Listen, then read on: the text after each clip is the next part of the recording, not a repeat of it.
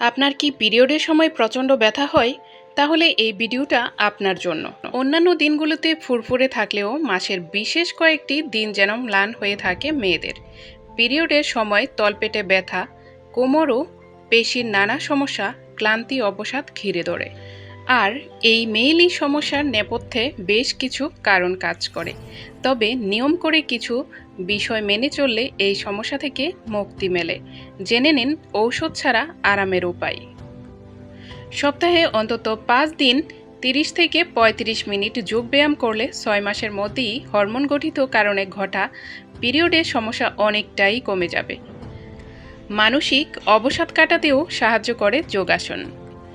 প্রতিদিন 15 millilitre Apple cider vinegar খেলে ওজন তো কমই, সঙ্গে রক্তচাপ ও ইনসুলিনের পরিমাণও নিয়ন্ত্রণে থাকে। সেই সাথে পিরিয়ডের সময় শরীরের সব কলকাবজাকে প্রস্তুত রাখতে ও রক্তপাতের দবল সামলাতে এই পানীয়ের জুড়ি নেই।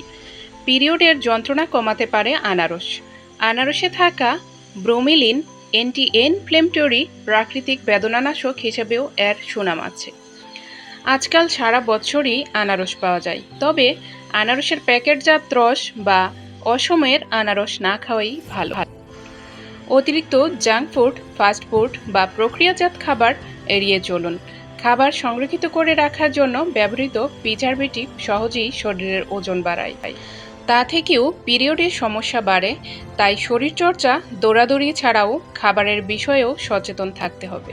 প্রতিদিন খাদ্য তালিকায় যোগ করুন ভিটামিন ডি ও ভিটামিন বি, যেমন টুনা মাছ, মাংস, ডিমের কুসুম, চিজ সহ নানা দুগ্ধজাত পদার্থ, কলা, বিন ইত্যাদিতেও প্রচুর ভিটামিন ডি ও বি থাকে।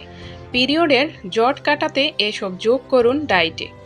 আমার এই ভিডিওটা যদি ভালো লেগে থাকে তাহলে প্লিজ আমার চ্যানেলটা সাবস্ক্রাইব করে লাইক, কমেন্ট এবং শেয়ার করে দিন।